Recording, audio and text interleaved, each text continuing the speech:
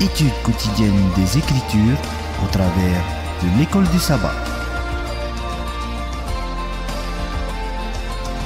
Tua tapapar a pipiria ite momhana toa naruto ite hapi a tapati.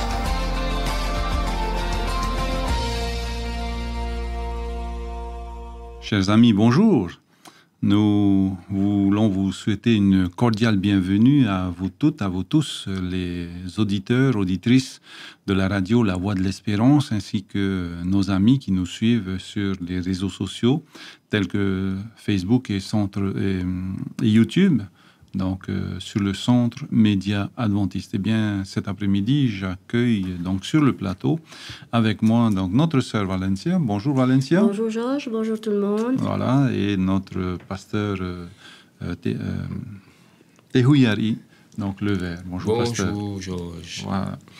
Eh bien, cette semaine, nous allons donc étudier, ou nous avons étudié pour d'autres en tous les cas, le thème donc notre huitième leçon qui s'intitule Devenir parent ou bien être parent selon les leçons que nous recevons. Eh bien, avoir des enfants dans la Bible avait une importance énorme et les mères ont plaidé auprès du Seigneur et même auprès de leur mari, donne-moi un enfant.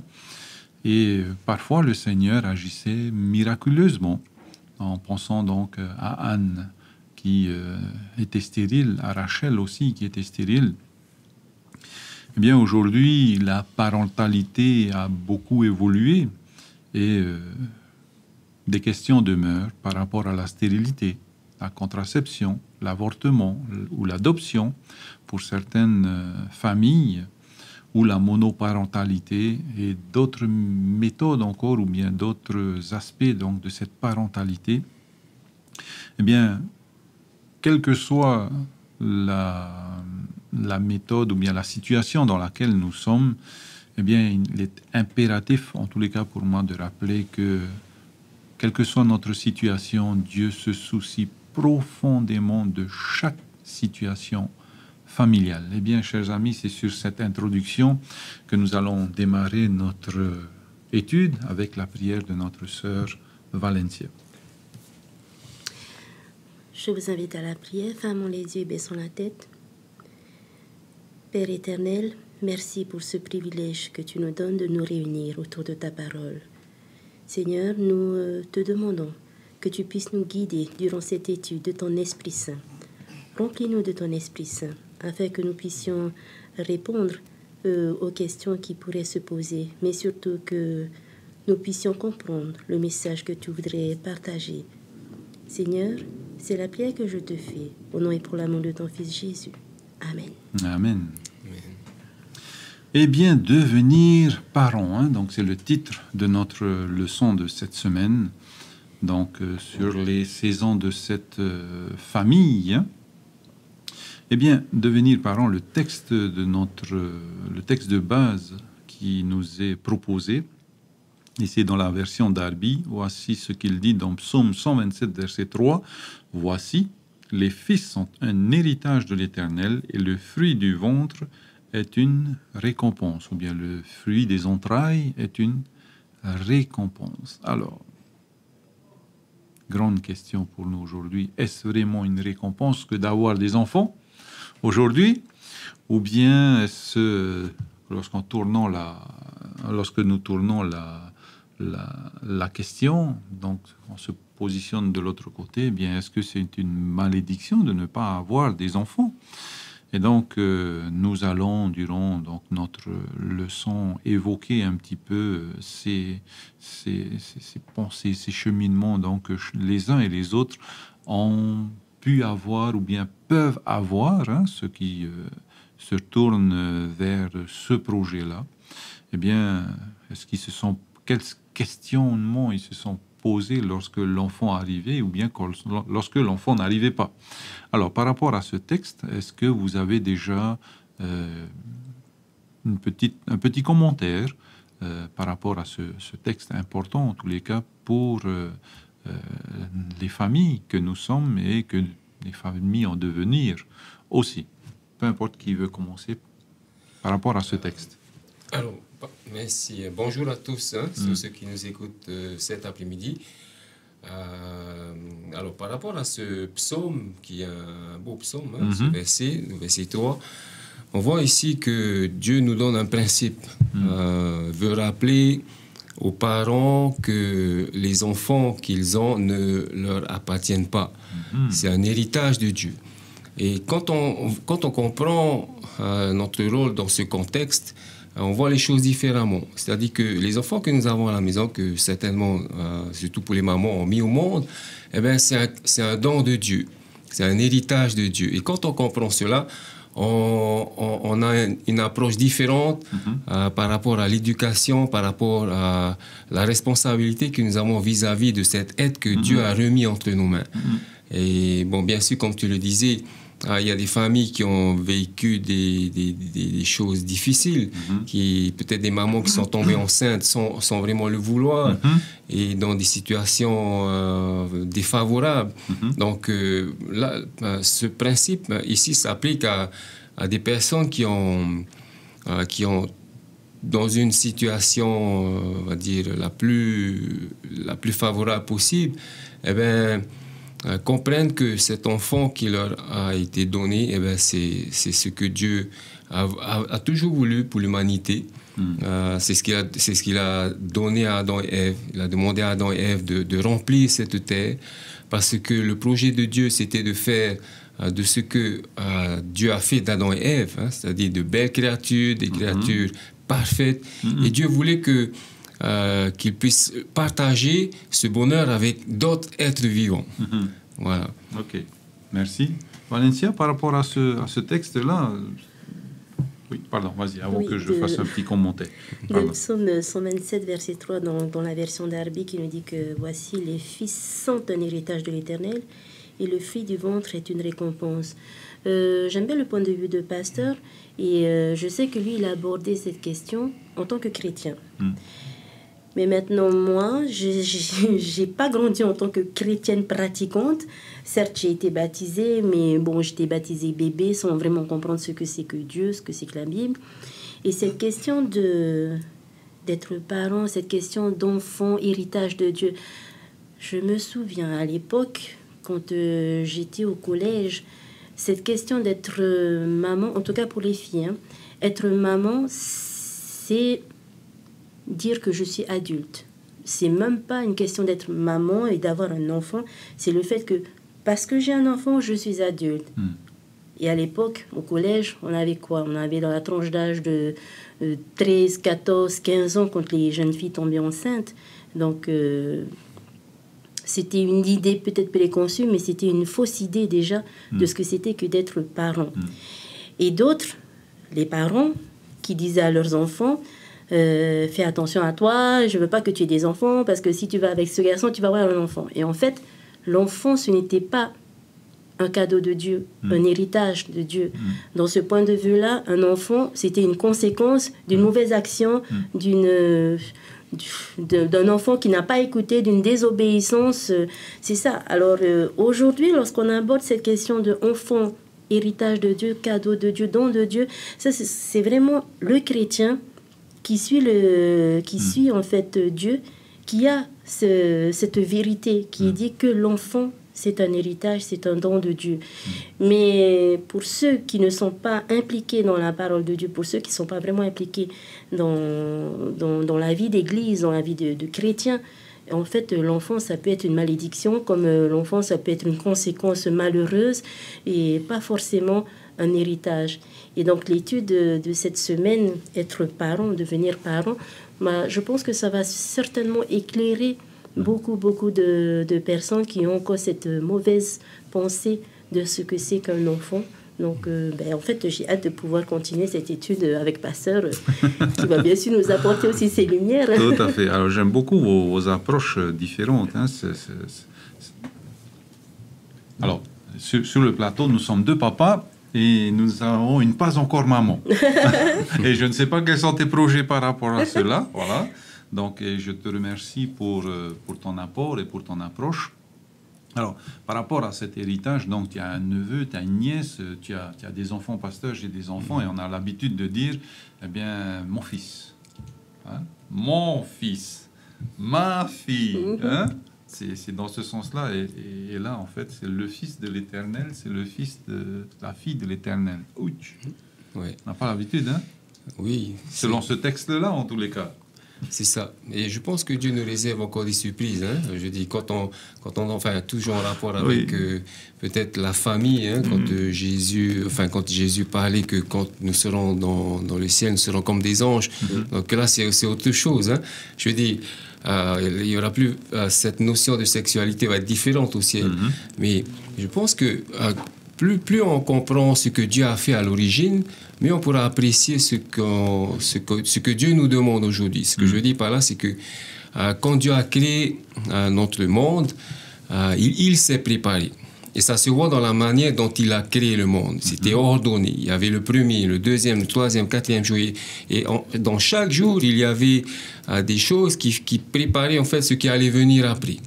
Donc, et c'est pareil pour un parent. Et Dieu est le parent. C'est le meilleur des parents. Voilà, c'est le parent par excellence. Et il nous montre l'exemple. C'est-à-dire que si on veut être parent dans le contexte favorable, ça demande une préparation. C'est pas parce que j'ai eu un coup de foudre avec une personne que, OK, je me donne à cette personne et j'ai un enfant, j'ai pas un enfant, je m'en inquiète pas. Hein. Non, dans le contexte du chrétien, on va dire, hein, donc toujours par rapport à ce que Valencia nous disait, dans le contexte du chrétien, vraiment, un enfant de Dieu, c'est celui qui va faire comme Dieu a fait. C'est-à-dire qu'il va se préparer, il va bien réfléchir. Bon, après, ça c'est la théorie, ça c'est l'idéal. Hein. Aujourd'hui, on voit combien les jeunes ne suivent pas forcément, et peut-être nous aussi dans notre jeunesse, hein, on était tous émerveillés par ces choses, et puis on était attirés aussi, hein, et je pense encore aujourd'hui les jeunes sont attirés par le sexe opposé, ils veulent découvrir plus de choses, mais là où je voulais mettre l'accent, c'était cette préparation. La préparation avant de se lancer dans cette belle aventure. Dans cette belle et grande aventure, parce qu'on ne sait jamais à quoi s'attendre. Hein. On ne connaît pas l'enfant qui va naître, quel est son caractère. Bon, on peut s'attendre un peu en fonction du caractère qu'on a et du caractère de notre époux ou épouse. Hein. En général, ça se reflète sur l'enfant. Mais s'il y a une bonne préparation, il y a beaucoup de chances pour que ça se passe bien, ou mieux en tout cas. Voilà. Ok. Donc, Valencia. C'est trop l'habitude. On travaille ensemble, donc c'est normal. Voilà. Valencia, pardon. Il y aurait une préparation pour être parent? Ou pour être tata, pour être... voilà, il y aurait une préparation. Je crois que la préparation en tant que parent et en tant que tati, parce que certes, je suis tati de je sais que tu apprécies bien ton petit dernier neveu. Hein, voilà. Oui, le tout dernier, c'est vraiment le bébé de la famille, parce que là, à la maison, en ce moment, il n'y a que des adultes et des adolescents, 2 adolescents et que des adultes. Et donc, le tout dernier, c'est le dernier de ma sœur. Donc, lui, il a 2 ans. Il a eu 2 ans en janvier. Et donc, c'est vraiment le petit chouchou. C'est parce que c'est le bébé de la famille. Donc, voilà. Mais en parlant de préparation, je pense que la préparation en tant que mère, en tant que père et en tant qu'entourage des parents, là, des futurs parents, elle n'est pas la même. Déjà, la maman... c'est physiquement qu'elle va avoir des changements. Donc, il y a une préparation déjà à ça. Le papa, c'est plutôt au niveau émotionnel, au niveau sentiment et au niveau responsabilité. La maman, c'est pas vraiment la responsabilité. Là, c'est par rapport à ce que j'entends de ma soeur, de mes cousines qui ont eu des enfants. C'est pas vraiment au niveau... responsabilité de l'enfant, mais c'est plutôt je vais être mère, donc il y aura un changement en moi, donc c'est quelque chose qui va sortir de moi, et c'est vraiment une approche très différente par rapport au père. Et après, maintenant, qu'est-ce qu'ils vont dire? Ça, il n'y a que eux, il n'y a que les parents qui peuvent en témoigner. Mais moi, en tant que tati, déjà, tous les neveux et nièces que j'ai eu, mais le tout premier bébé, c'était mon frère aîné qui a eu le premier bébé en fait de notre petite famille. Nous sommes 3 frères et sœurs. J'ai une petite sœur et un grand frère. Nous sommes que 3 enfants. Et mon frère aîné a eu, le premier, un enfant. Et c'était une fille. Et c'est Jenny, d'ailleurs, si elle écoute, eh bien, je la salue, voilà. Et maintenant, elle est adulte, hein, elle a une vingtaine d'années. Et donc, c'était le premier bébé. Et je ne sais pas comment ça s'est ressenti dans les autres familles, mais en tout cas, en ce qui me concerne, c'était vraiment le premier bébé. Comme je m'entends bien avec mon frère et ma sœur, hein, donc c'était vraiment le premier bébé. C'est quelque chose qui je sais pas, c'est comme un cadeau, certes, mais en même temps, c'est une découverte. Et en même temps, c'est une surprise, parce qu'en fait, on ne savait pas que ma belle-sœur allait avoir un bébé. Et quand on nous l'a appris, ça a été un choc d'abord. Et ensuite, en fait, à mon niveau, c'était une hâte. Parce que, je sais pas, un bébé, ça apporte de la joie. Automatiquement, quand on dit bébé, pour moi, en tout cas, moi, personnellement, quand j'entends bébé, pour moi, c'est de la joie. C'est vraiment de la joie parce qu'un bébé, il ne s'occupe de rien, il vit sa vie. Il vient, il pleure, il rigole, il fait tout ce qu'il veut. Et c'est nous qui sommes aux soins pour le bébé parce que lui, de lui-même, il ne peut pas s'occuper de lui. Et donc déjà là, c'était même pas responsabilité que je voyais, c'était vraiment la joie de pouvoir s'occuper d'un être vivant qui nous ressemble. C'est pas comme un petit chien qu'on vient d'acquérir ou un petit chat et qu'il faut s'occuper. Non, un bébé, c'est vraiment un être humain. Là, tu vois que... Je sais pas comment expliquer ça, mais tu vois que le fait de s'occuper d'un bébé, c'est vraiment un autre niveau par rapport à quand j'avais un chat, quand j'avais une tortue. C'est vraiment un autre niveau parce que là, on pense couche, on pense manger, on pense éduquer, on pense parler. Et déjà, je crois que j'avais peut-être 19 ans ou 20 ans, peut-être. Entre 18 et 20 ans, je sais plus quel âge j'avais lorsque Jenny est née. Et... je sais pas, mais quand elle est née, c'était vraiment que du bonheur. Et ma préparation à moi, ça a été, je vais lui faire ça, je vais lui dire ça, je vais lui apprendre comme ça. Et je vais lui dire, attention, tu vas pas faire ça, tu vas pas faire comme ci. Et au niveau des garçons, je vais te la tâter bien à côté de ma nièce et lui dire, fais attention garçon. Tu vois, c'était ça en fait. Mais on se projetait déjà dans l'avenir alors qu'elle était même pas encore née. Elle était encore dans le ventre, à peine quelques mois. Mais on projetait déjà tout son avenir comme si c'est exactement ce qu'elle allait faire. Et on sait que quand l'enfant naît, après, l'enfant, il va suivre son chemin et pas le chemin que tu as tracé pour lui, au contraire. Mais déjà là, c'est de se projeter. Ce n'était pas ma fille, mais c'était comme si. Pourquoi ? Parce qu'elle appartenait à ma famille, c'est-à-dire mon frère, ma soeur, ma maman. Et bon, j'ai plus mon papa depuis mes 6 ans. Mais c'était notre cocon. Ça, c'était vraiment un cocon. Et c'était le bébé, le premier bébé qui arrivait. Voilà. Et ensuite, donc après elle, il y a eu Ropati, c'est le deuxième de mon frère. Ensuite, il y a eu ma soeur qui a eu Arimana et puis Pahu. Et ensuite, mon frère a eu un troisième, Tuter, qui est justement à Mopiti, que je salue également.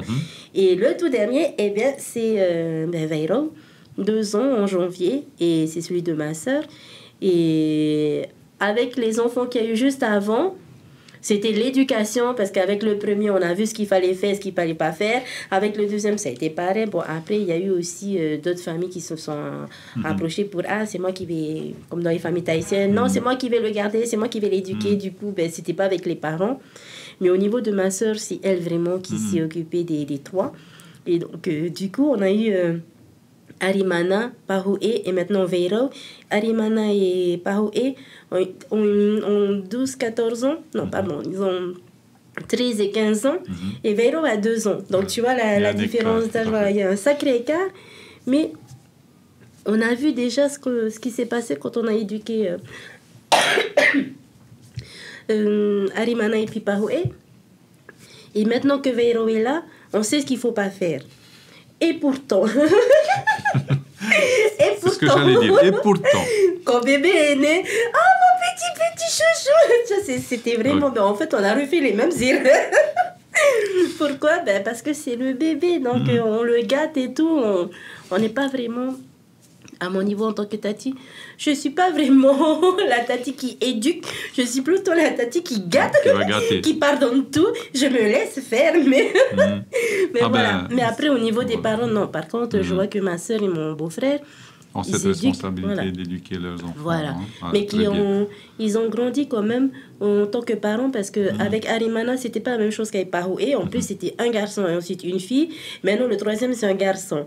Donc, en fait, Veiro, il a été moins sévèrement... Enfin, en tout cas, il a que 2 ans. C'est l'écart aussi qu'il y a entre... Mais par rapport à Arimana, c'était le premier garçon. Donc, lui, c'était vraiment... avec le papa, c'était strict. Attention, c'est comme ça. Voilà, tu es un garçon, tu fais comme ça. Tout l'héritage. Voilà, parce que quand la sœur est née, attention, tu dois prendre soin de ta sœur. C'est elle c'est la petite sœur, tu dois faire attention à elle. Et c'est tout ça. Donc, préparation, certes, oui, mais différent par rapport aux personnes qui sont concernées. Donc, voilà, plusieurs choses dans ce témoignage-là sont sorties. Donc, cette responsabilité, cette projection, donc un chemin qu'on voudrait tracer pour l'enfant. À côté, donc, je ne suis pas la mère, je suis la tati, donc je me permets de gâter. Voilà. Tout à fait. Voilà, donc, et d'autres encore idées que nous allons reprendre lorsque nous allons évoluer donc, dans cette leçon. Alors, pasteur, tu as eu des enfants. Est-ce que, tous les deux peut-être, vous avez à un moment donné entendu parler de parents qui se sont préparés, mais vraiment avec l'aide du Seigneur, pour que le Seigneur leur donne un premier, un deuxième, un troisième. Mais c'est vraiment cette conscientisation que nous n'allons pas le faire seuls, mais nous allons le faire avec le Seigneur. Un exemple, lorsque Ève sait lorsqu'elle met au monde Caïn, qu'est-ce qu'elle dit? J'ai conçu un fils. Et lorsque elle a Abel, eh bien, elle dit avec l'aide du Seigneur. Voilà la différence entre Caïn et Abel lorsqu'elle a eu Caïn et lorsqu'elle a eu Abel. Donc voilà. Maintenant, est-ce que vous avez déjà entendu parler donc des personnes, des couples qui ont voulu mettre ce projet d'enfant, mettre le Seigneur dans leur projet d'avoir un enfant, d'être parent? Est-ce que vous en avez déjà entendu parler? Ou bien c'est plus d'actualité? Oui, bien sûr, j'en ai entendu et dans mon entourage, au sein de l'Église aussi, des parents qui ont... Parce qu'ils sont conscients de cette préparation et conscients aussi de ce qui les attend et de cette responsabilité. Donc, c'est des parents qui ont pris la décision d'avoir un enfant. Parce qu'il y a des parents aussi qui décident de ne pas avoir des enfants. De ne pas en avoir, tout à fait. Voilà, ça aussi, c'est un choix. Donc, on le verra dans l'école du sabbat. Mais je pense qu'à partir du moment où on prend réellement conscience de ce qui nous attend, de la responsabilité, on voit les choses différemment. C'est-à-dire qu'on est plus conscient de nos choix. Est-ce qu'on veut avoir, finalement, est-ce qu'on veut réellement avoir un enfant ou est-ce que, en fonction de ce qu'on veut faire dans la vie, je sais qu'il y a des gens qui veulent voir plusieurs pays. Pour voir plusieurs pays, il faut avoir de l'argent. Et pour avoir de l'argent, il faut travailler, etc. Et si on a un enfant, ça demande aussi de l'investissement. Donc, il y a des parents qui ont fait ce choix. Ça diffère. Voilà, ça diffère. Et ils ont fait des priorités dans leur vie. Ils se sont dit, OK, on va tout d'abord faire un peu le tour du monde. Et après, quand on aura fait un peu le tour, et là, on aura un enfant. Là, c'est des parents qui ont réfléchi à quand est-ce qu'ils vont avoir un enfant. Et sinon, des parents aussi qui ont eu des enfants. En général, les parents qui réfléchissent, qui réfléchissent bien, c'est des enfants c'est des parents qui ont... Enfin, ça varie, c'est en fonction après des capacités, des moyens des parents. Mais aujourd'hui, la vie est, quand je dis difficile, à l'époque de nos grands-parents, ils avaient cette possibilité d'avoir des enfants. Il y en a qui avaient une dizaine d'enfants, il y en a qui avaient une vingtaine d'enfants, parce qu'il y avait le farapou, il y avait la mère, il y avait tout ce qu'ils voulaient pour pouvoir subvenir à leurs enfants à portée de main. Aujourd'hui, il faut travailler, il faut se lever tôt, il faut retourner tard, il faut trouver un temps pour s'occuper des enfants, il faut avoir la nounou. Alors, ça va s'il y a les tontons, les tatis, les mémés. Mais quand on prend en considération toutes ces choses, ben, la tendance, c'est que les parents ont moins, je ne dis pas cette envie, mais avec le contexte d'aujourd'hui, eh ben, décide d'avoir moins d'enfants. Parce que c'est pas seulement une responsabilité, mais c'est aussi surtout un coût. Il faut acheter les couches, il faut acheter le lait, il faut acheter le linge. Et le linge, parce que l'enfant grandit tous les mois, il faut changer le linge presque c'est pas toutes les semaines, hein. Enfin, presque, hein, on va dire. Hein. Donc voilà, c'est différent. Et oui, j'en ai vu des parents qui ont consciemment décidé d'avoir un enfant ou consciemment de ne pas avoir aussi d'enfants. Voilà. Alors, par rapport aux parents donc, qui n'ont pas d'enfants, il y a plusieurs possibilités. Donc, c'est un choix de ne pas en avoir ou bien de ne pas en avoir tout de suite. Parfois, c'est la stérilité. Parfois, donc, c'est l'avortement. Hein, ils ont recours à l'avortement. Comment faire avant d'aller sur... la stérilité, comment vit une personne donc, par rapport à cette stérilité, ou bien comment vit une personne par rapport à cet avortement, cet acte d'avorter un enfant. Vous avez déjà accompagné, vous avez déjà vu dans vos cercles d'amis, de famille, sans citer de nom, hein, bien sûr.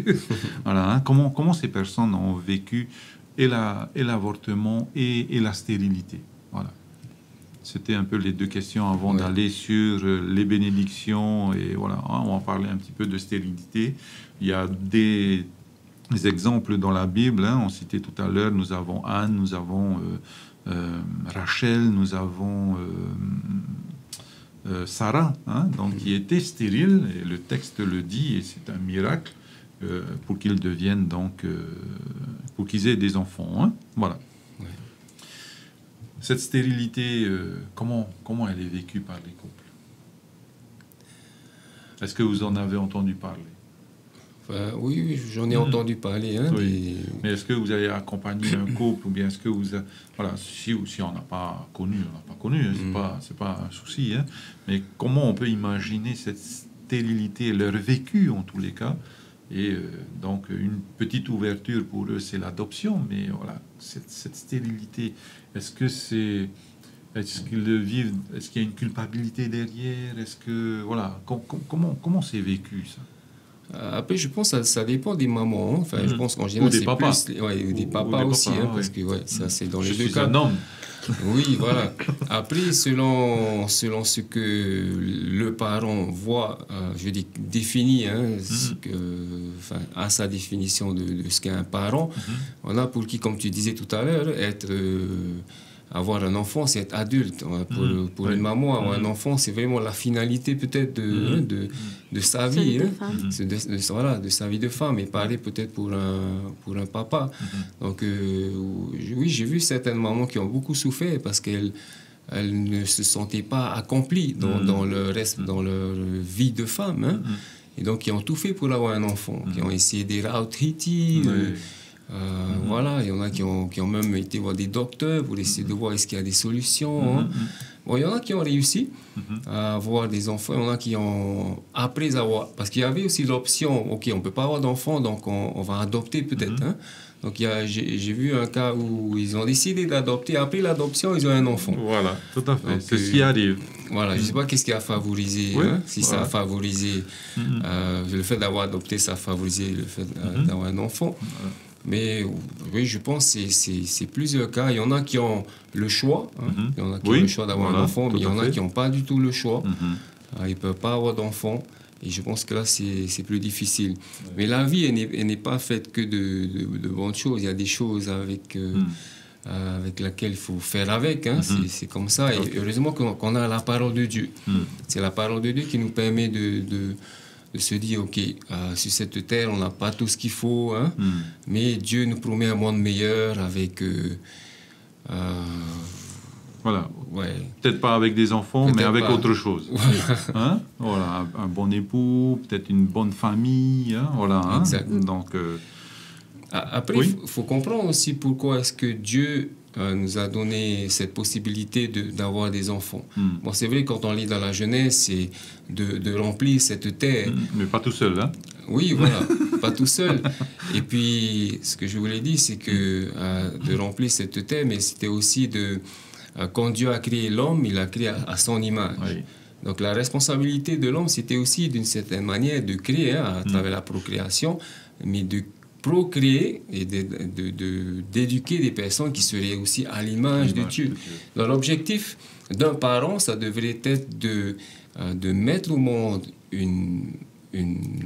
un être humain avec l'objectif d'amener cet enfant, cette personne, à refléter de plus en plus le caractère de Jésus. Ça c'est ce que la Bible nous enseigne. Oui. Bon, après, dans ce monde, on a plusieurs raisons. Hein. Il y en a qui ont des enfants, ils n'ont jamais souhaité, ils ont eu des enfants, hein. Ils étaient ensemble, ils ont une femme, un mari, et puis voilà, on a un enfant, ok, on fait avec. Hein. On l'éduque, on fait comme on peut. Mais quand on réalise réellement ce que Dieu a voulu pour l'humanité, c'était pas simplement d'avoir des enfants, c'était pas simplement de prendre du plaisir à avoir des enfants, mais c'était dans un objectif de faire en sorte à ce que cet enfant, cet héritage, comme il est dit dans le psaume 127, hein, c'est un héritage que Dieu nous donne, et donc une bénédiction puisque ça vient de Dieu. Oui. Et cet héritage, Dieu va nous le redemander un jour, oui, hein, réclamer. Voilà. Donc nous avons une responsabilité qui est importante par rapport à l'éducation, parce que ce que je vais donner à mon enfant, l'éducation que je vais donner à mon enfant va faire que, comme on voit dans Proverbe 22, verset 6, hein, instruire l'enfant selon la voie qu'il doit suivre, quand il sera plus âgé, il ne s'en détournera pas. On va en parler de ce verset aussi. Hein. Voilà, tout à fait. Donc, Valencia disait tout à l'heure ce chemin qu'on aimerait, cette voie qu'on aimerait leur impulser, en tous les cas, leur proposer. Hein? Oui, Valencia. Donc, pour revenir à la stérilité, en fait, quand tu avais posé la question, je ne connaissais pas dans mon entourage. Mais en fait, je viens de me rappeler que si j'ai 2 tantes, en fait, qui sont stériles, qui n'ont pas d'enfants, mais elles sont tellement entourées d'enfants que pour moi, en fait, c'était comme si c'était leurs enfants. Ouais. Mais... je ne sais pas ce qu'elles ressentent, mais ce que je sais, c'est que ça a eu un impact sur leur comportement vis-à-vis des enfants. Parce que ces 2 tantes que j'ai qui sont stériles, qui n'ont pas leurs propres enfants, qui n'ont pas d'enfants, elles sont tout le temps entourées d'enfants. Et à chaque fois qu'elles voient des enfants, mais elles ne font aucune différence entre l'enfant d'un tel, d'une telle ou de... Elles ne font aucune différence, que ce soit les enfants de la famille ou les enfants des amis. Beaucoup d'amour. Mais voilà, mais vraiment beaucoup d'amour. Et là, tu vois, même leur manière de parler aux enfants. Quand tu entends une maman parler à son enfant, elle est stricte quand il faut, elle est câline quand il faut. Tu sens que c'est un amour de maman. Et bien, avec ces 2 tantes que j'ai, quand elle parle aux enfants dont elle s'occupe, eh bien, elle parle comme si elles étaient la maman, tu vois. Mais c'est avec une certaine douceur, un peu plus, je ne dirais pas épurée par rapport à la maman qui, elle, a vécu cette naissance et tout. Mais tu sens quand même qu'il y a une différence. Elle parle comme une maman, tout en sachant qu'elle n'est pas maman, mais ça s'entend à sa manière de faire, que c'est une mère qui est proche, mais en même temps, qui a instauré quand même un certain éloignement parce que justement elle n'est pas la mère de sang. Elle sait que cet enfant a sa propre maman et elle ne veut pas empiéter sur le rôle de la mère, mais elle veut éduquer à sa manière en tant que mère comme si elle était maman. Et je trouve que c'est magnifique et c'est quelque chose qui est très fort quand tu ressens ça pour quelqu'un qui observe de l'extérieur. Et ben, j'ai vécu aussi avec ces 2 tatis à moi. Quand j'étais petite, j'étais souvent avec ces 2 tatis. L'une quand on était à Moria, quand j'étais à Moria, et l'autre quand j'étais à Tahiti. Mais elles sont toutes les 2 ici sur Tahiti. Elles sont encore vivantes et elles s'occupent encore des enfants, de leurs sœurs et de leurs frères. Et même au toit, comme on dira. Et jusqu'à aujourd'hui, j'ai pas entendu une seule fois où elle se plaignait que j'ai pas d'enfant. En fait, je ne sais plus qui avait posé la question, mais je crois que c'est une de mes tantes qu'on avait posé justement, tu regrettes pas de ne pas avoir d'enfants? Et après elle dit, mais je suis entourée d'enfants. Hein, j'ai toujours des enfants à côté de moi et j'aime ça. J'ai peut-être pas d'enfants à moi, mais j'ai toujours des enfants avec moi, et donc ça compense quelque part ce manque de maternité qu'elle n'a pas pu connaître personnellement. Donc maintenant, la stérilité, après, ça dépend, comme disait Pasteur, ça dépend aussi des personnes, comment est-ce qu'ils ressentent ça. Enfin, les femmes ou les hommes, hein, comment est-ce qu'ils ressentent ça? Bon, j'imagine que les hommes, je ne suis pas un homme, s'ils sont stériles, je ne sais pas, ça c'est à vous de l'aider. Mais au niveau des femmes, c'est plutôt... Oui, en tant que femme pas accomplie, mais quelque part, elles arrivent à trouver ailleurs quelque chose pour compenser ça. Et ça, en fait, elles vont le trouver auprès des enfants des autres. Voilà. Okay. Merci. Alors, dans la Bible, en tous les cas, trois exemples nous sont donnés de stérilité. Donc, hein, et je vous assure qu'on peut décrypter au travers des textes donc la souffrance de ces mamans quand même stériles. Hein. Alors Genèse 18 verset 11 nous dit: Abraham et Sarah étaient vieux, avancés en âge, et Sarah ne pouvait plus espérer, hein, là, tant qu'il y a de la vie il y a de l'espoir, mais elle ne pouvait plus espérer avoir d'enfants. Ensuite, dans Genèse 30 verset 1, lorsque Rachel, donc l'épouse de Jacob, vit qu'elle ne donnait point d'enfant à Jacob, elle porta envie à sa sœur.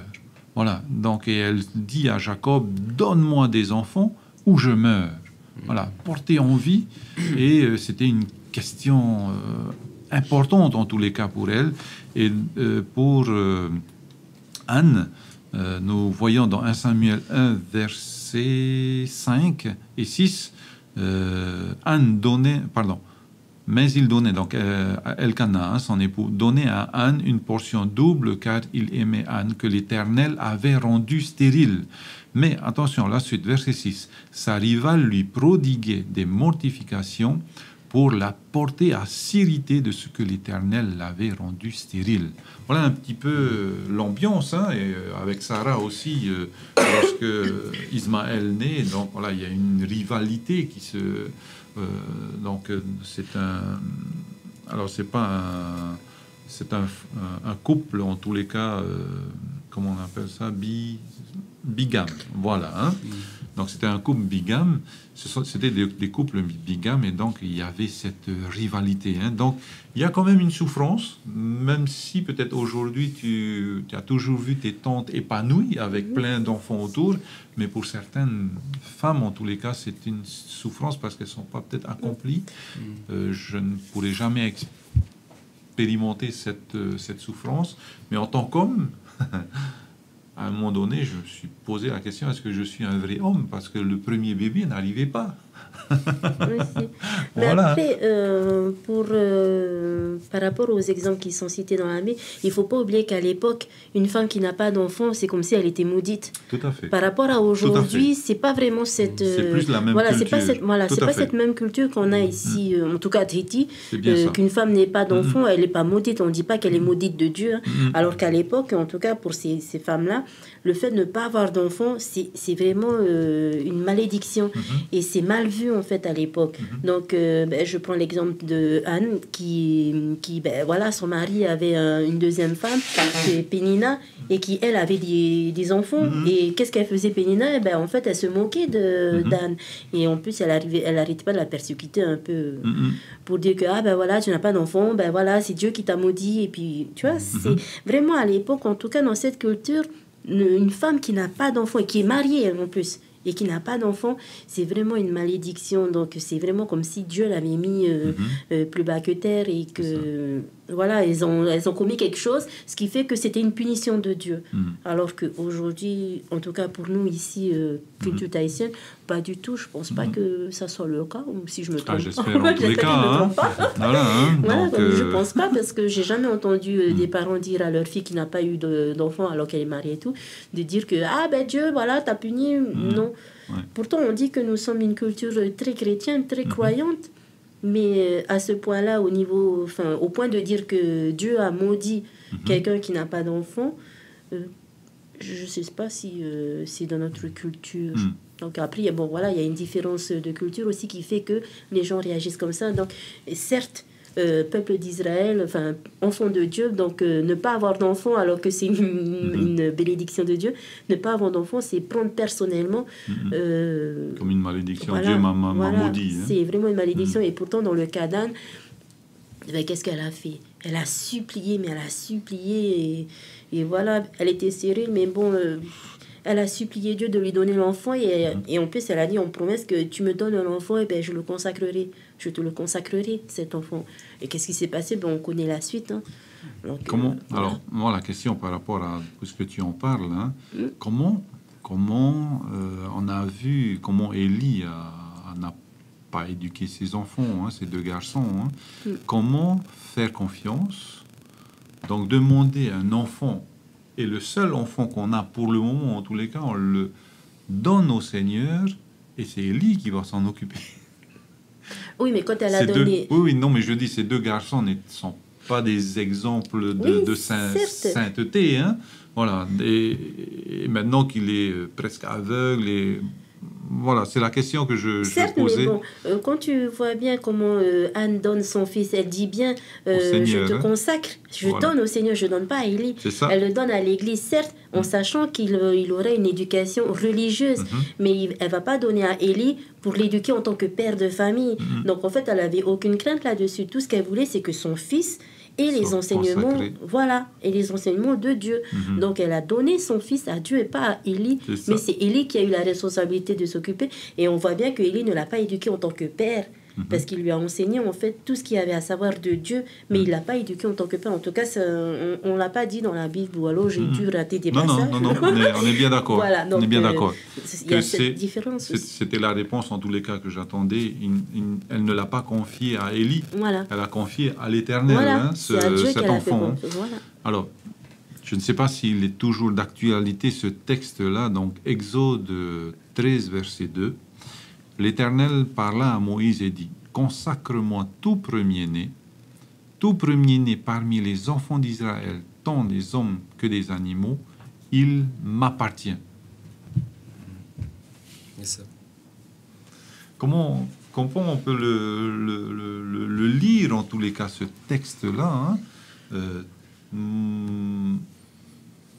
Les enfants sont en héritage à l'Éternel, ils appartiennent à l'Éternel, mais le premier-né, surtout, appartient à l'Éternel. Est-ce qu'on l'éduque dans ce sens? Est-ce qu'on y pense? Parce que ce texte-là, il m'appartient, c'est pas il m'a appartenu, il va m'appartenir, non, il m'appartient, donc c'est constant. Exact. Je pense que question, au-delà d'être parent et d'avoir un enfant de son propre sang, Dieu nous appelle aussi à être parents de toute personne, d'enfants en tout cas, hein, qui n'ont pas de parents.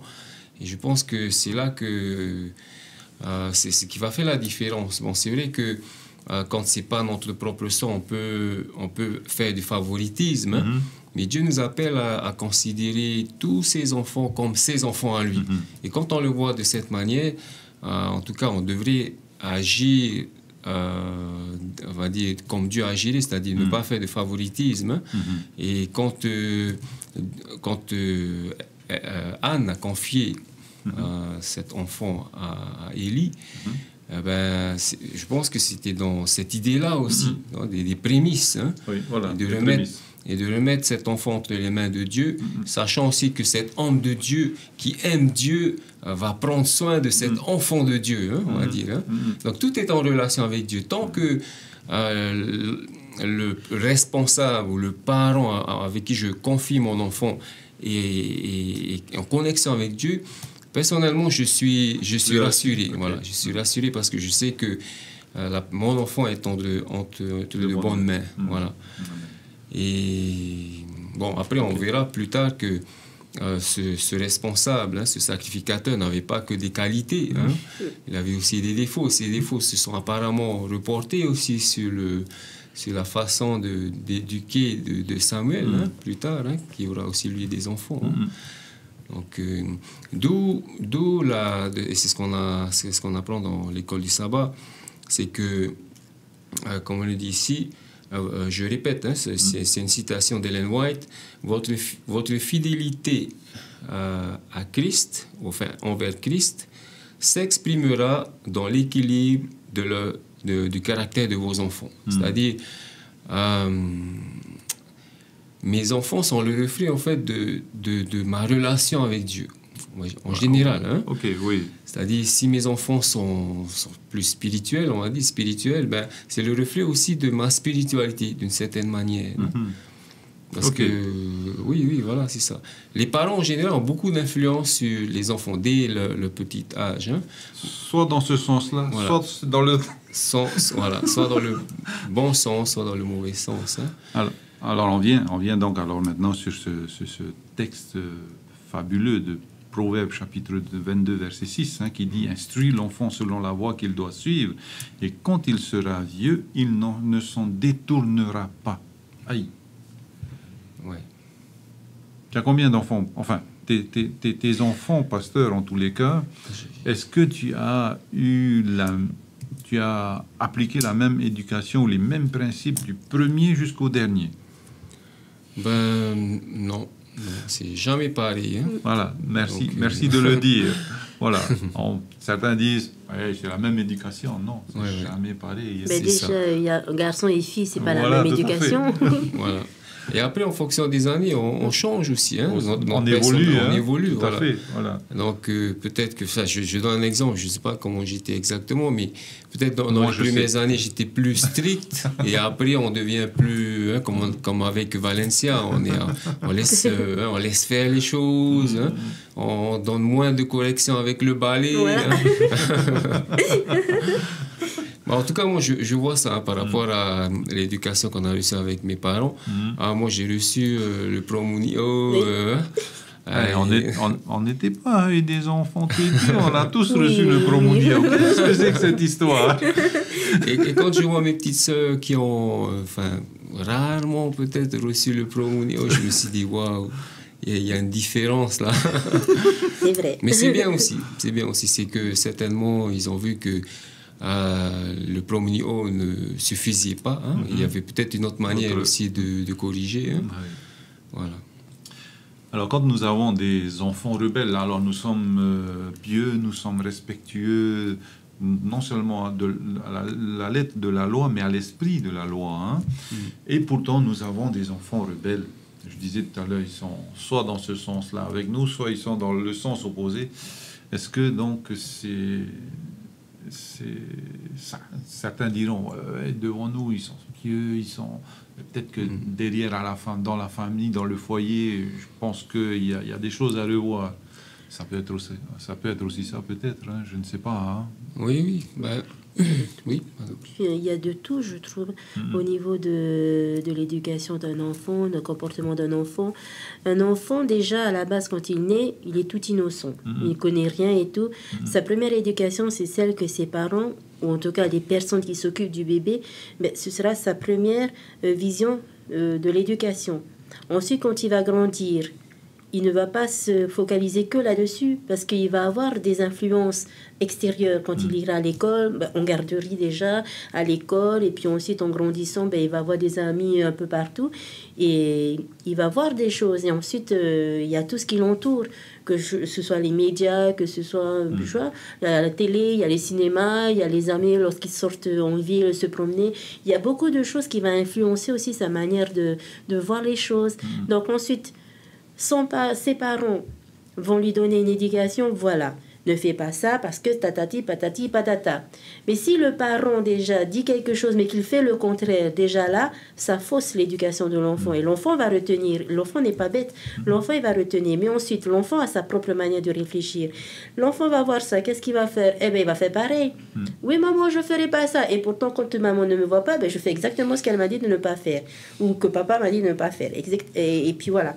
Et donc, avec les amis, les gens de l'extérieur, les relations que l'enfant aura avec des personnes extérieures à la famille et même extérieures à l'église, si c'est un enfant qui est né dans l'église, qui va avoir une éducation religieuse. Lorsqu'il va être confronté à des personnes qui n'ont pas du tout reçu d'éducation religieuse, qu'est-ce qui va se passer? Il y aura conflit. Qu'est-ce que l'enfant va choisir? Parce que l'enfant aime ce que l'enfant va ressentir de beau, si l'enfant a plus de bonheur à agir en dehors de l'éducation de l'Église, c'est clair que l'enfant ne va pas rester dans l'Église. Surtout si l'Église le rabaisse, si l'Église fait tout en sorte d'écraser l'enfant, de l'enfermer dans une cage bien carrée, bien serrée et tout. C'est clair que là, le choix, il est vite fait. Hein. L'enfant, il va choisir à gauche et puis non, merci papa, merci maman, mais non merci. Hein. Et il va partir ailleurs. Maintenant, un enfant qui est né dans l'église, qui a reçu une éducation religieuse, mais pleine d'amour, comme Dieu nous apprend quand tu lis la Bible, c'est un Dieu d'amour. Si cet enfant qui est né dans l'église reçoit cette éducation pleine d'amour, il est clair qu'à côté, il va voir que des choses futiles. Il va se rendre compte que l'amour qu'il y a de l'extérieur et l'amour qu'il y a dans l'église, l'amour de Dieu, c'est deux amours différents, mais certes, quel est le plus beau? Un enfant qui a vraiment grandi dans l'amour de Dieu va préférer l'amour de Dieu que l'amour éphémère, parce que tantôt je t'aime plus à l'extérieur. Et là, je ne parle pas que d'un amour entre un garçon et une fille. Hein. Ça peut aussi être l'amitié, parce qu'il y a des fausses amitiés également. Hein. Il y a de vraies amitiés, il y a de fausses amitiés. Quand tu regardes dans la Bible, il y a de vraies amitiés, il y a de fausses amitiés. Il suffit de voir le roi David avec Jonathan, et pourtant le papa de Saül, il voulait tuer David. Mais qu'est-ce que son propre fils a fait? Il a protégé David. Ça, c'est une vraie amitié. Mais l'enfant, quand il a grandi avec toutes ces histoires-là, tout de suite, après, comme je l'ai dit, l'enfant n'est pas bête. Tout de suite, il va accumuler ce qui est positif pour lui, parce qu'il va cheminer avec Christ. Il va tout de suite faire la différence entre ce qui est bien pour lui et ce qui n'est pas bien pour lui. Donc, voilà déjà ce que je peux apporter déjà. Maintenant, si pasteur a autre chose. Par rapport donc toujours à ce texte hein, sur l'éducation, ce texte-là, c'est vraiment... il ne s'en détournera pas. Est-ce que c'est une promesse? Est-ce que c'est des statistiques? Est-ce que c'est des probabilités qu'il va... Voilà. Enfin, c'est comme on dit, hein, c'est un principe. Hein. En principe, ça devrait être comme ça. La finalité, ça devrait être ce que la Bible dit. D'ailleurs, le meilleur exemple, c'est Dieu.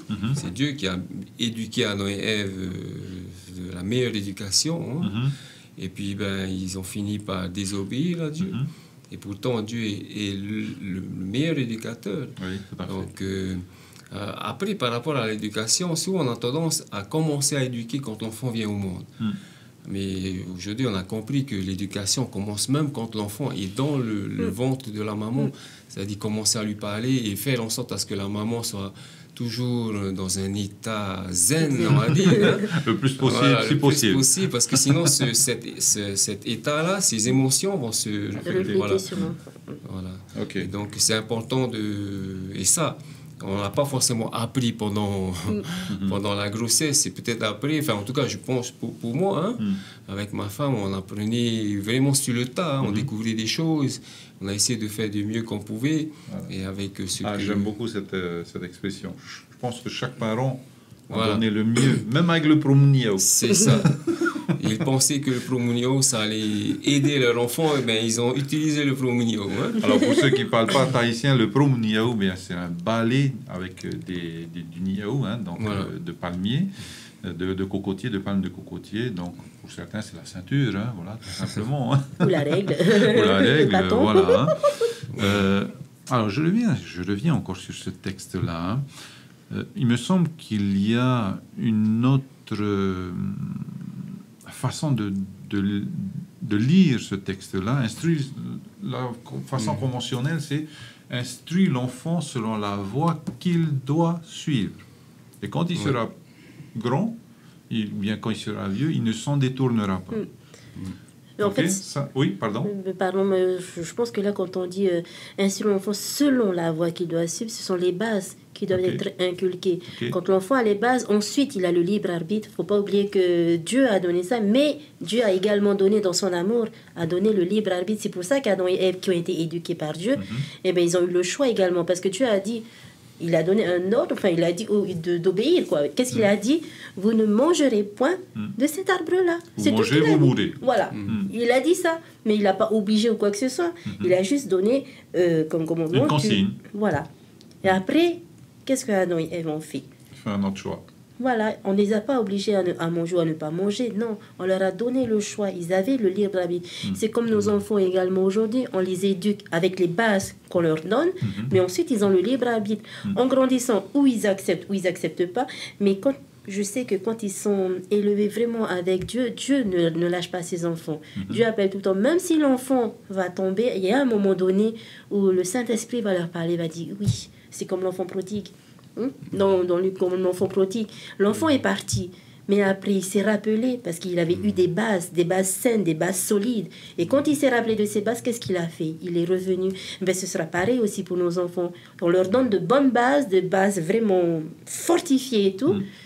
Certes, ils vont grandir. S'ils font des erreurs, ça va arriver certainement. Nous sommes dans un monde plein de péchés. Mais qu'est-ce qui va se passer plus tard? Ils vont se rappeler de leur base. Et cette base-là, c'est qui? C'est Dieu. C'est l'amour de Dieu. Ben, qu'est-ce qui va se passer? L'enfant va revenir à Dieu. Là, moi, je ne m'inquiète pas là-dessus. Si on leur donne une éducation vraiment basée sur l'amour de Dieu, l'enfant, quoi qu'il arrive, va revenir à Dieu. Dieu va leur parler. Dieu ne va pas les abandonner. Non. Je n'oublie pas ce que tu as dit. Donc, le choix dans l'éducation et le retour, comme le fils prodigue, avant de te donner la parole, pasteur. Donc, je disais tantôt que instruit l'enfant selon la voie qu'il doit suivre. Ça, c'est la façon conventionnelle de lire ce texte-là. Mais j'ai vu donc une autre façon de lire ce texte-là. Instruit l'enfant selon sa voie à l'enfant. Pas la voie que nous, on aimerait que l'enfant suive. Mais selon sa voie. Il peut s'en détourner à un moment donné, mais il va revenir sur sa voie que lui, il aura choisi, que lui, il aura... j'ai beaucoup aimé les documentaires que j'ai vus par rapport aux arbres. Les arbres, quand on les plante, ils vont se structurer et ils vont grandir. Et à l'époque, on disait, si vous voulez qu'un arbre pousse comme ceci, eh bien, c'est tout jeune qu'il faut le tordre. Voilà, c'est pas sa voie, on va le tordre, ok?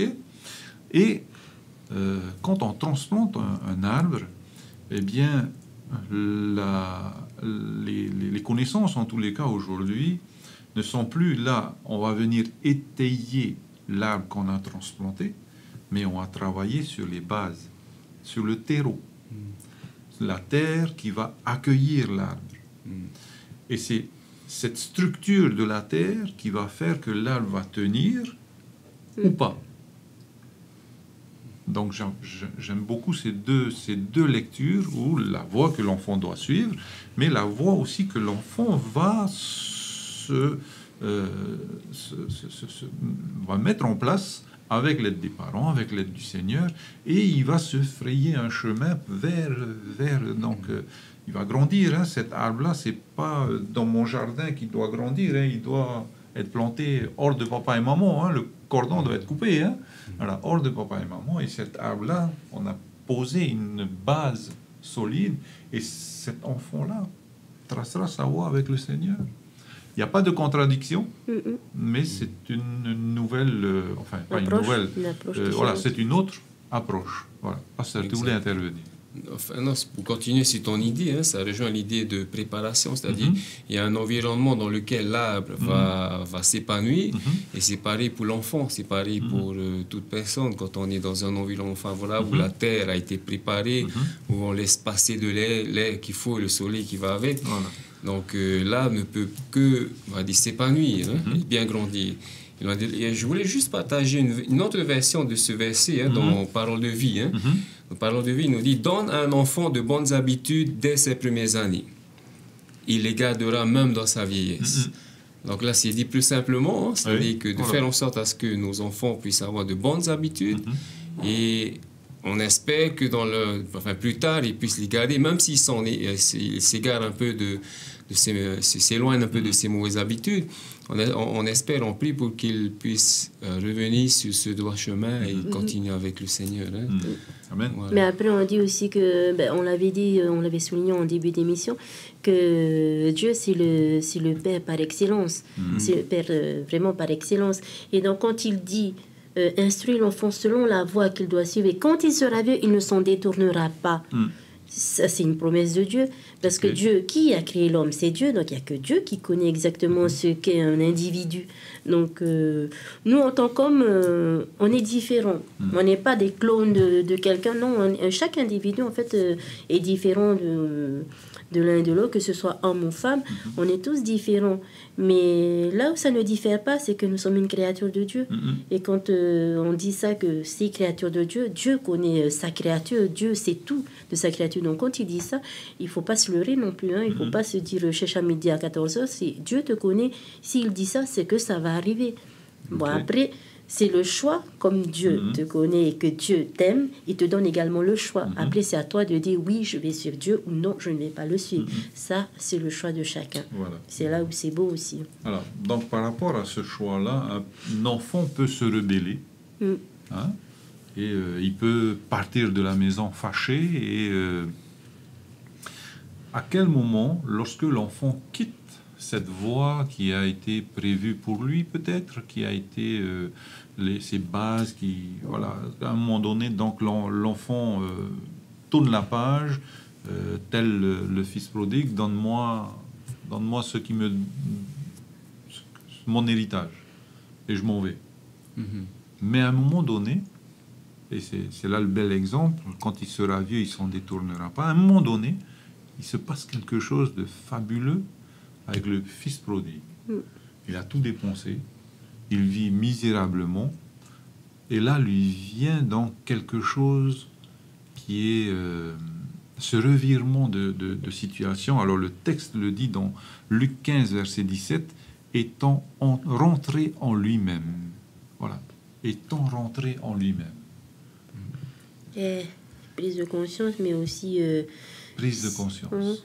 Un retour sur soi, il faut checker un peu ta vie et puis... retour sur soi. Voilà. Repentance. Voilà, aussi. Mais avant de se repentir, ben, il fallait déjà qu'il se rappelle où est-ce qu'il a mal agi, qu'est-ce qui ne va pas. Et en général, c'est quand on est confronté à des situations très difficiles ou quand on est vraiment dans le caca absolu, où on se dit, Dieu, c'est là qu'on se tourne vers nos bases. Justement, les bases qu'on a eues. C'est là où on se dit, ah mais oui, maman m'avait dit ça, papa m'avait dit ça. Et après, ben, ça trotte. Et c'est comme ça, en fait, que le processus fonctionne, où après, on arrive à la repentance, où on dit, je regrette. Je regrette. Et là, bon, un enfant de Dieu, certes, il va dire, je regrette, mais après, il va dire, pardon Seigneur, maintenant, ben, me voilà. Et puis, je laisse ma vie entre tes mains. Maintenant, accomplis ta volonté et surtout agis pour que je me sorte de ce pétrin dans lequel je me suis fourré moi-même. Et puis... Tout à fait. Pardon pour mon langage. Non, mais je suis un peu malade, donc j'ai l'impression de... je sens que le mal de tête là... Donc, voilà, pasteur, hein, par rapport à cette situation du fils prodigue, est-ce que tu as... Enfin, moi, ce que j'aimerais dire aux parents qui nous écoutent, c'est vrai que peut-être certains de nos enfants se sont éloignés, on va dire, de nous. Il y a eu des conflits, des disputes. On a qui ont quitté même la bonne voie, on va dire. Hein. Et on s'inquiète. On prie beaucoup pour nos enfants. Alors... ce qu'on peut se dire, une fois, il y a une maman qui est venue me partager un peu ses soucis par rapport à ses enfants. Et je lui ai dit une chose, c'était que Dieu aime ton enfant plus que toi. C'est ça. Donc, et ça c'est mieux que toi. Voilà. Mieux que toi. Et ça, je ne sais pas qu'est-ce qui s'est passé exactement dans sa tête, mais à ce moment-là, j'ai l'impression qu'elle s'est dit, ben oui, si Dieu s'inquiète plus que moi, donc Dieu aime plus mon enfant que moi, il fait tout pour le regagner. J'avais l'impression qu'à ce moment-là, ça a apaisé. Voilà, il y a un déclic, et en même temps, elle se sentait apaisée parce que elle portait tout ce fardeau sur elle et elle ne réalisait pas que Dieu aussi portait déjà ce fardeau. Et quand on réalise cela, on voit les choses différemment. Je ne dis pas qu'il faut plus s'inquiéter de nos enfants qui se sont éloignés, mais c'est de se dire que oui, je m'inquiète, oui, je fais tout pour que mon fils, ma fille reviennent à Jésus, mais si moi je suis prêt à autant donner pour mes enfants, qu'en est-il de ce Dieu? Quand moi je dors encore, ben lui il est encore éveillé, il veille, il continue à suivre mon enfant là où il est, et ça c'est rassurant, surtout quand on connaît qui est ce Dieu. Il est vraiment un Dieu qui est prêt à donner sa vie. et qui est partout, qui est tout puissant, qui nous aime d'un amour infini. Et quand on a vraiment foi en ce Dieu, et quand on a fait notre part aussi, parce que ça ne suffit pas simplement de prier, de dire, OK, Dieu va tout faire, mais c'est de se dire aussi, bon, j'ai ma part. Peut-être que dans ma vie aussi, j'ai certainement blessé, j'ai tellement mal fait aussi.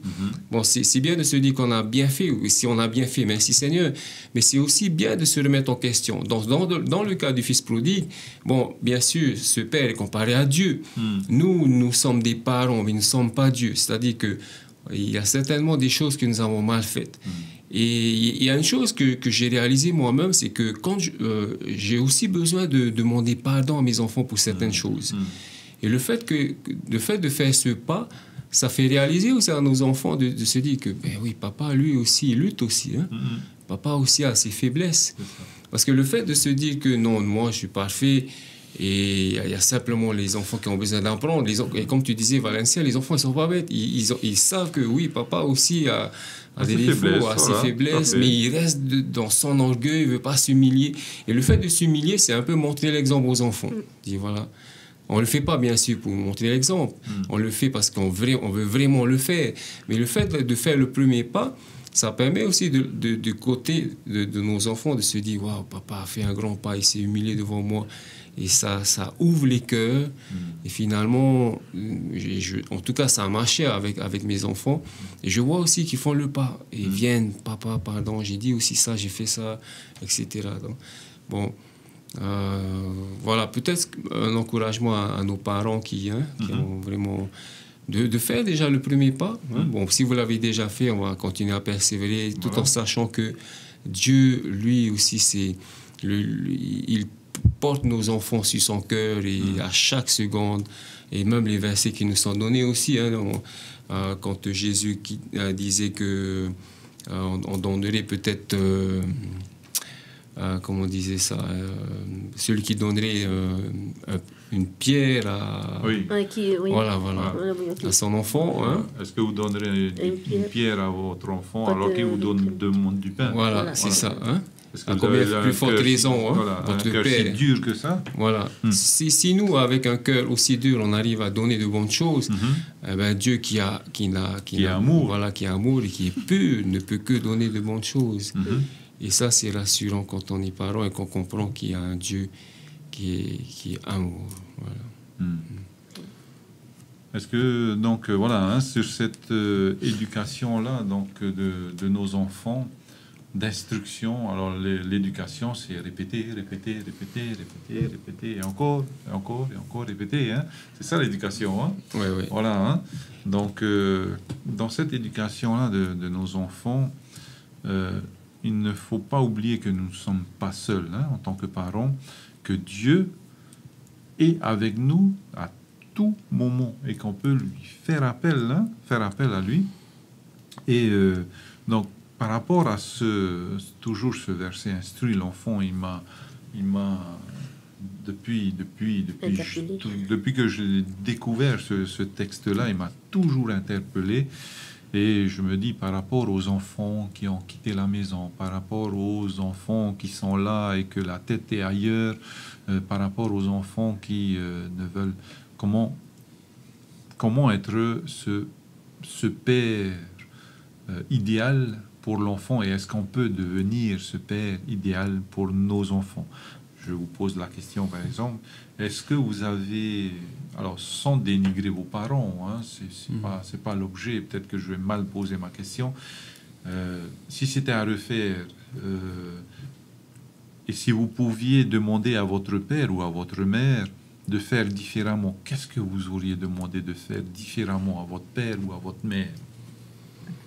Qui nous entendent, j'espère. Qui nous écoutent, j'espère. Je pense que si on commence à poser la question comme ça, on va remonter jusqu'à Adam et Ève. Oui. Mais ce que je pourrais dire par rapport à ce que les parents ont donné, c'est par rapport à ce que Dieu dit dans Deutéronome chapitre 6. Souvent, on veut mettre l'accent sur les enfants. Ils ont fauté, ils ont fait des choses mal, ils ont fait de mauvaises décisions. Mais quand on lit Deutéronome 6, on se rend compte que Dieu parle aux parents. C'est ça. Et il va dire aux parents, tu aimeras le Seigneur ton Dieu de tout ton cœur. Écoute Israël. Hein? Voilà, écoute Israël. Hein? Donc il s'adresse, bon, bien sûr, à tout le peuple. Oui. Mais quand on regarde bien, c'est aux parents. Parce qu'après, il va dire, tu inculqueras tes enfants. Donc il parle aux parents pour inculquer aux enfants l'amour de Dieu, inculquer aux enfants une manière de vivre, de bonnes habitudes. Et je pense que pour que nos familles puissent être comme on dit, un coin du ciel sur la terre, ça devrait commencer avec les parents. Parce qu'en général, quand un papa est fâché, ben, ça donne tout de suite une atmosphère tendue à la maison. Que ce soit le papa, que ce soit la maman, hein, quand il y a un conflit entre les deux parents, ben, les enfants, ils subissent, ils sont là, ils n'ont rien demandé. Et voilà, ces tout petits-là sont fragiles, sont faibles, sont innocents. Donc, pour ma part, bon, c'est vrai qu'avec tout ce qu'on a aujourd'hui, les médias, les influences à l'école, je pense qu'une grande responsabilité repose sur les parents pour l'éducation et pour faire en sorte à ce que ce foyer soit vraiment un endroit agréable. Et comme tu disais tout à l'heure, Valentin, un endroit où on a hâte de retourner à la maison, on a hâte de revoir papa et maman et non pas hâte de retrouver nos amis parce qu'on est à la maison, parce qu'à la maison, c'est le calvaire. Voilà, c'est le calvaire, c'est beaucoup de disputes, c'est désagréable, on a hâte d'aller à l'école, on a hâte d'être avec les amis, on a hâte de quitter la maison. Ça devrait être le contraire. Quand j'aurai 18 ans... Voilà. Le foyer, c'est chaleureux. Hein. Le foyer, c'est là où il y a le coin du feu. Voilà. Ouais, voilà. Et quand on est près du feu, on sent cette chaleur et on veut y rester. Et c'est pareil pour un foyer. Donc, et c'est là où il faut travailler. Maintenant, comment travailler? Comment faire en sorte à ce que je sois un papa qui est rempli d'amour? Eh ben, c'est pas évident, ça prend du temps parce qu'on a acquis des habitudes de nos parents, qui soient bonnes ou mauvaises. Hein. Merci Seigneur pour les bonnes choses qu'on a reçues de nos parents. Mais il faut avouer qu'on a reçu aussi des choses qui sont pas forcément bonnes. Hein. Oui, pas nécessaires pour notre épanouissement. Hein. C'est ça, et je sais que dans certaines familles, on n'a pas tous la même façon d'exprimer les choses, hein, de dire je t'aime. Voilà. Il y a des familles qui vont dire je t'aime et sans dire je t'aime. Hein. C'est-à-dire que par les gestes, à travers les actes, ils vont donner plein de choses. C'est la manière de dire mon fils, ma fille, je t'aime. Il y en a qui vont dire plein de mots je t'aime, plein de paroles agréables. Hein. Et voilà, les enfants sont aussi comblés par ces paroles. Une fois, j'ai entendu... une maman, une maman par rapport à... Enfin, dire une chose par rapport à ses enfants, où son enfant disait « Et pourtant, j'ai tout donné. » Voilà. Ça, c'est vraiment la phrase pour dire que, voilà, mon éducation, je l'ai bien faite. Et une fois, quand j'étais encore à Fidji, il y avait une personne qui m'avait dit une chose qui m'a beaucoup touché. Et cette phrase, celle-ci disait « Tu sais, il ne faut pas tout donner, mais il faut donner le meilleur. » C'est une différence. Ça, c'est magnifique, ça. Voilà. Il ne faut pas tout donner, mais il faut donner le meilleur. Parce qu'on peut tout donner à quelqu'un, mais ce n'est pas forcément bon pour elle. Voilà, la meilleure des choses. Et peut-être quand on dit tout donner, c'est donner un iPad, c'est donner tout ce que mon enfant veut. Va réclamer. Voilà, va réclamer, va au magasin. Je me rappelle, hein, parce que moi aussi, j'ai été l'enfant gâté de ma grand-mère. Hein. Que j'aime beaucoup, hein, merci Seigneur pour ma grand-mère, mais j'ai vu que dans sa manière d'éduquer, ça m'a rendu mauvais. Et quand on était au magasin, je me roulais par terre et je voulais absolument, hein, voilà, un enfant gâté, quoi. Et ça, quand j'ai réalisé ça par rapport à moi, comme l'enfant prodigue, hein, qui réalise que voilà, là où il est, c'est pas bien. Eh ben, je me suis dit, non, je ne veux pas la même chose pour mes enfants. Je ne veux pas qu'ils puissent lutter un jour par rapport à ce défaut de caractère. Et c'est pour ça qu'avec ma femme, on a décidé, en tout cas, ma femme, hein, elle est très maman poule. Hein. Ses enfants, elle veut les garder avec elle, bon, parce que certainement, elle a vu aussi des choses. Hein. Elle a lu des choses dans les livres foyers chrétiens. Et puis que parents, nous avons une grande responsabilité, hein, donc de garder nos enfants près de nous, de faire en sorte à ce qu'ils puissent recevoir la meilleure éducation possible. Merci. Moi, ce que je pourrais apporter en tant que témoignage, tu disais justement qu'est-ce qu'on dirait à nos papas, à nos mamans là aujourd'hui. Je ne suis pas née dans l'église adventiste. Hein. Je suis née protestante. Donc, toute la famille très protestante. Mais pour cette question, qu'est-ce que je dirais à ma maman de changer? Je reconnais qu'en étant plus jeune, il y aurait eu plein de choses que j'aurais dit à ma maman. Ah, pourquoi t'es comme ça? Pourquoi t'es machin? Mais après mûre réflexion, maintenant que je connais un peu plus la Bible qu'avant, parce qu'avant, il ne fallait pas compter sur moi, je n'étais pas vraiment plongée dans la Bible. Mais maintenant que je suis là-dedans, en fait, je ne vais pas demander à ma maman de changer quoi que ce soit. Parce que ce qu'elle m'a donné, c'est ce qui a fait que je suis comme ça. Et aujourd'hui, je suis comme ça parce qu'elle m'a déjà donné une certaine base. Certes, ce n'était pas la base de l'éducation adventiste, Jésus, Dieu tout-puissant, Dieu créateur, Dieu amour.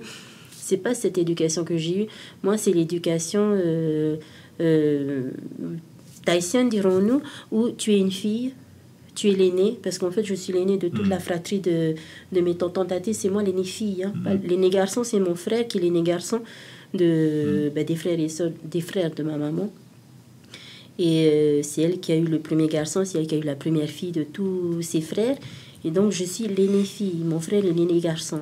Et en tant qu'aînée fille, on m'a dit, tu fais ça, tu t'occupes de ça, tu t'occupes de la maison, tu as le ménage à faire, tu fais même tu t'occupes des cousins, cousines qui sont plus petits que toi. Et c'est ce que j'ai fait depuis petite.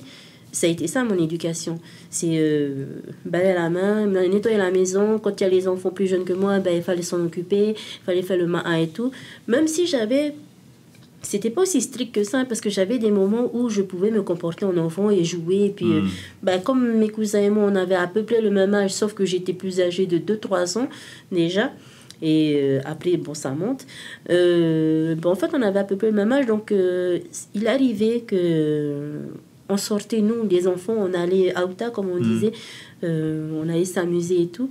Mais j'avais toujours en tête de faire attention, parce que comme je suis l'aînée, c'est à moi de veiller, de faire attention que tout le monde est là, que quand on s'en va avec le nombre de personnes. Quand on revient, c'est exactement le même nombre de personnes et pas un qu'on a mis, qu'on a abandonné là-bas à Outa, dans le Fabou, des choses comme ça. C'est des petites choses comme ça. Et même après, pour faire le ma'a, j'ai jamais fait le ma'a pour une personne. Quand j'étais petite, j'ai jamais fait le ma'a pour une personne. À chaque fois, c'était pour la famille.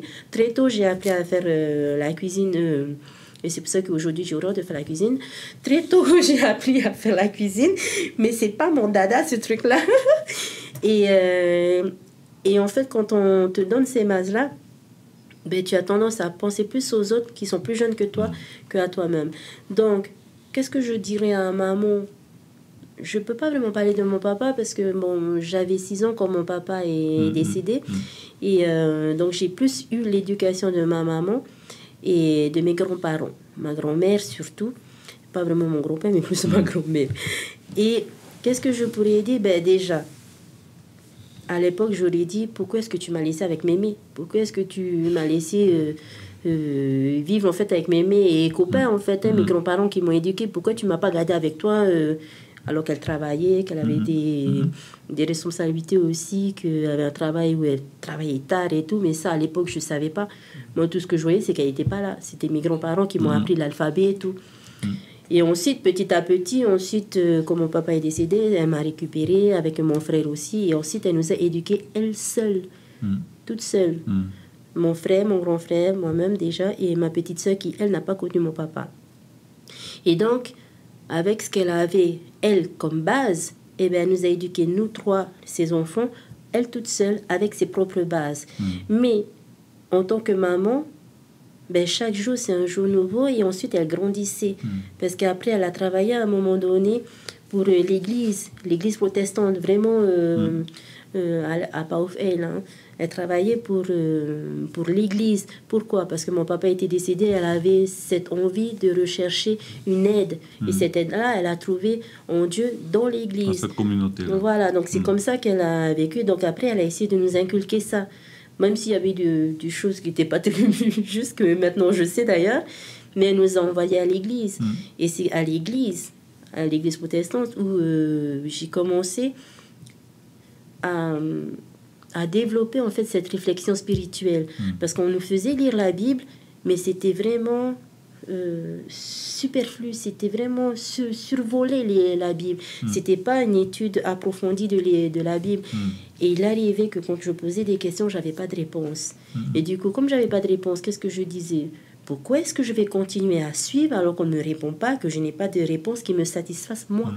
Donc, ça sert à rien que je continue à aller à l'église. Donc, adolescente, après, j'ai plus du tout été à l'église. Quelle belle excuse, hein? Et après, maman, elle nous a laissé faire aussi, hein, parce que à côté, elle avait aussi d'autres occupations, d'autres préoccupations même, parce que elle devait penser à nous faire vivre, nous les trois. Elle devait penser au foyer. Elle était toute seule. C'était un salaire, voilà. C'était un salaire pour la maison, l'éducation, les vêtements, tout ça. Tout ce que nous on devait apporter, c'est de l'aider à la maison. Donc, je me rappelle qu'on était mon frère et moi. Pas vraiment ma petite sœur, en plus mon frère et moi, on était à genoux sur la terrasse pour ramasser les petits fils sur la terrasse pour le nettoyer, parce que c'était pas le balai ou quoi, non, il fallait être à genoux et ramasser un par un les fils. Il fallait s'occuper de la cour, il fallait s'occuper de la maison, parce que ma maman, elle avait cette charge-là en moins, elle pouvait compter sur nous. Mais ça nous a quand même fortifié pour après, pour aujourd'hui. Aujourd'hui, on n'a plus rien à apprendre sur le ménage, on sait le faire, même si on ne le fait pas de temps en temps, mais on sait le faire. Pourquoi? Parce qu'on a eu cette éducation. Donc, je ne dirais pas, maman, si je devais changer quelque chose dans ton éducation. Non, je dirais qu'elle a grandi avec des bases. Et même encore aujourd'hui, maintenant que nous sommes baptisés, maman, elle est baptisée maintenant que nous sommes baptisés, elle continue en fait à s'éduquer. Parce qu'en tant qu'individu, elle est maman, elle est grand-mère, mais elle continue encore à apprendre des choses que Dieu lui transmet, parce que Dieu ne nous donne pas tout d'un coup. C'est ça aussi qu'il faut comprendre. Donc, on ne peut pas avoir une éducation parfaite, complètement parfaite, et ensuite dire que, ben voilà, j'ai eu la meilleure éducation qu'il faut. Non, on a des petites choses, mais que Dieu continue encore à faire grandir. Et après, en tant qu'individu, tu grandis toi-même avec Dieu, et Dieu va t'apporter à toi ce qu'il n'a pas apporté à ta maman. Donc, tu ne dois pas apprendre avec ta maman, et que tu ne peux pas apprendre avec tes parents, mais que tu vas apprendre avec Dieu. C'est là où ça diffère. Donc, si avant j'aurais dit, maman, pourquoi tu m'as fait ça, pourquoi tu as fait comme ça, pourquoi non, c'est clair qu'avant j'aurais fait ça, mais aujourd'hui, au contraire, je remercie Dieu d'avoir déjà donné les capacités à ma maman de nous éduquer, elle qui était toute seule, nous éduquer nous trois, ses enfants, et de nous avoir aimés à sa manière, mais de lui avoir donné déjà cette patience qu'elle a eue, cet amour qu'elle a eu qui diffère de moi, de ma manière de faire.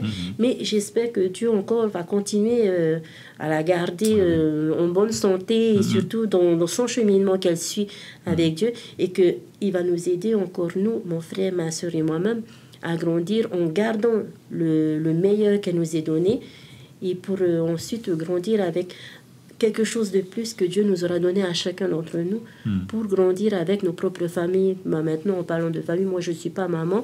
C'est peut-être quelque chose que je vais regretter, certainement. Bon, après, bon, c'est vrai, tu me dis, je ne suis pas si vieille que ça, c'est vrai. Mais je me rappelle quand même que j'ai fait une demande à Dieu et ça n'impliquait pas d'être mère de famille. Ça, je n'avais pas encore pensé à être femme au foyer ou mère de famille, non. J'ai juste demandé à Dieu quelque chose que je vais garder pour moi parce que c'est personnel. C'est une demande que j'ai faite à Dieu et Dieu a répondu à cette prière. Mais je n'ai pas mis en avant le fait d'être mère. C'est peut-être une chose que je vais regretter certainement si je ne suis pas maman d'ici là, d'ici le retour de Christ. Si je ne suis pas maman, ce sera peut-être une des choses que je vais regretter, mais ce n'était pas la première chose primordiale que j'ai demandé au Seigneur. Et le Seigneur m'a répondu, celle que j'ai faite, la prière vraiment que j'ai faite. Et ce que je suis en train de faire vraiment, c'est de grandir avec cette promesse qu'il m'a faite. Il a répondu, mais il y a encore un cheminement à faire. Et ça, je ne regrette pas du tout. Merci. Ça, voilà. Merci Valencia. Nous avons presque épuisé le temps imparti.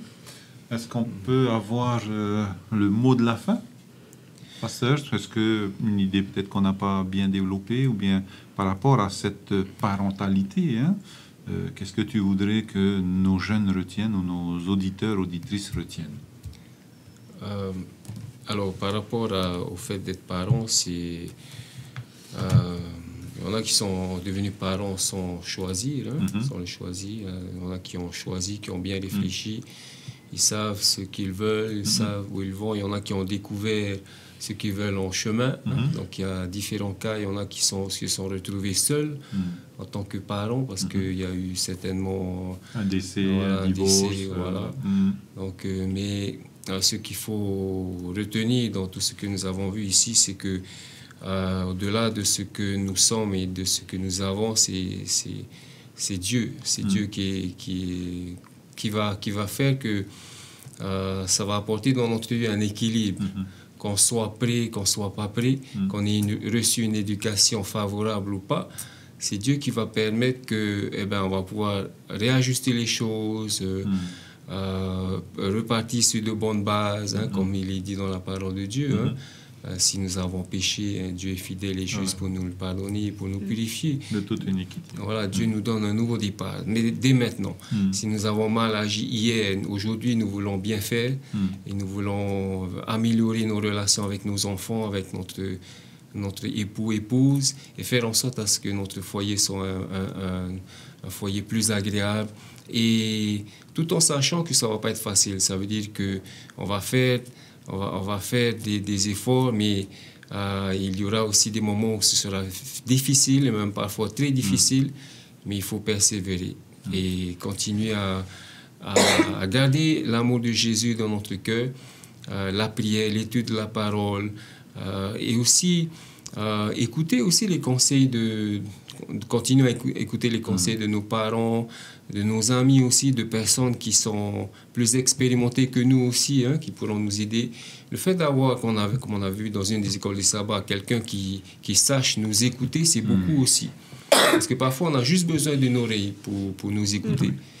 Et ça peut être pas forcément le pasteur, ça peut être un ami qu'on aime beaucoup, avec qui on aime partager.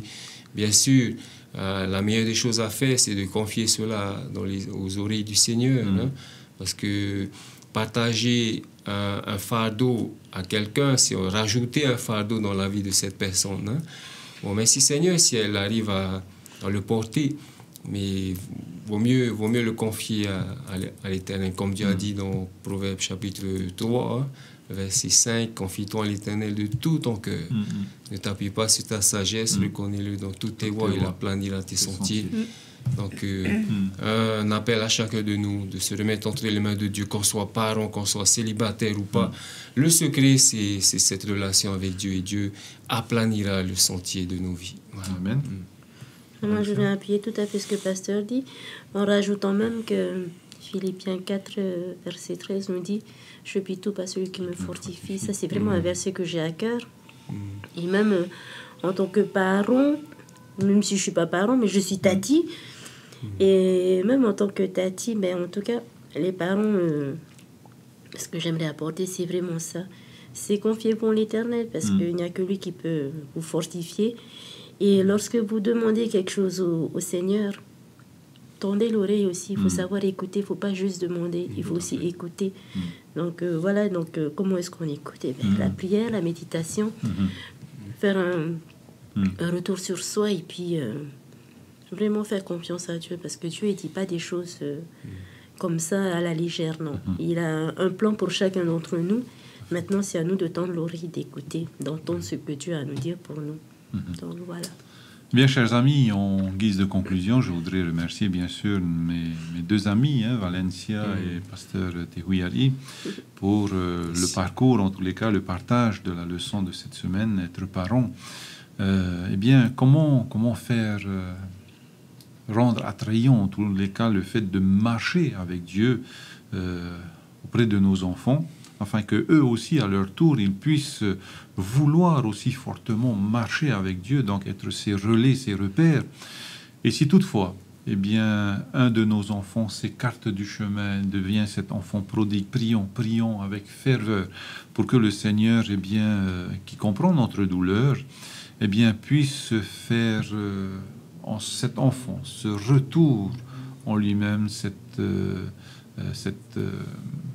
retour en lui-même afin qu'il puisse prendre conscience que auprès du Seigneur, c'est le meilleur endroit. Eh bien, nous voulons vous remercier, vous les internautes qui nous avez suivis, vous, nos auditeurs, auditrices de la radio La Voix de l'Espérance.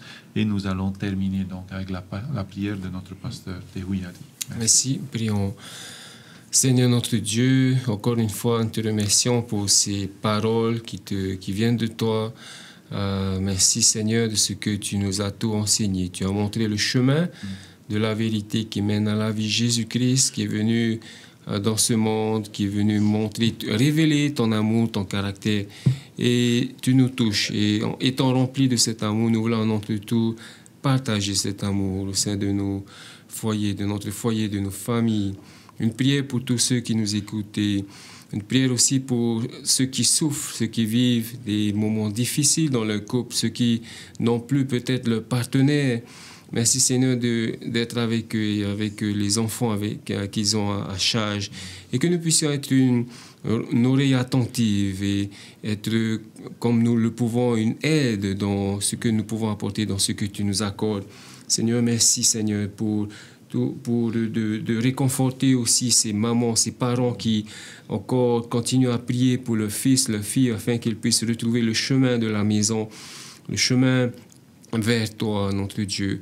Aide-nous aussi à mettre les priorités là où il le faut, c'est-à-dire, bien sûr, à nourrir notre foyer et à prendre soin de l'éducation de nos enfants. Oui, nous avons ce désir de pouvoir aider ceux qui sont au loin, ceux qui aussi te cherchent, mais nous ne voulons pas le faire sans mettre en priorité nos bien-aimés, ceux qui vivent tout auprès de nous, ce que tu as remis, l'héritage que tu as remis entre nos mains. Merci Seigneur pour tout ce que tu fais, ce que tu vas faire. Merci pour tous ces exemples que tu nous donnes dans la Bible qui nous permettent de nous identifier et de voir comment est-ce que tu as agi en leur faveur et de prendre ces promesses aussi pour nous et de pouvoir continuer malgré les épreuves. Gloire à toi, notre Dieu, et nous te prions pour toutes ces grâces selon ta volonté et pour ta gloire au nom de Jésus. Amen.